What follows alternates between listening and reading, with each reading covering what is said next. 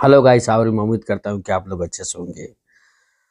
कुछ बातें जो आप लोगों की बताने की बहुत आवश्यकता और निर्दलीय समझता हूँ।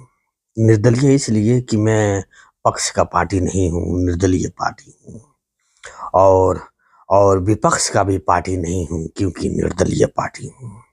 आवश्यकता यही है कि क्रिकेट का मैदान हो या फिर जंग का मैदान, भारत बहुत बड़ा महान और महानता का पुरस्कार आज तक अपने देश में लाता आया है और लाता रहेगा।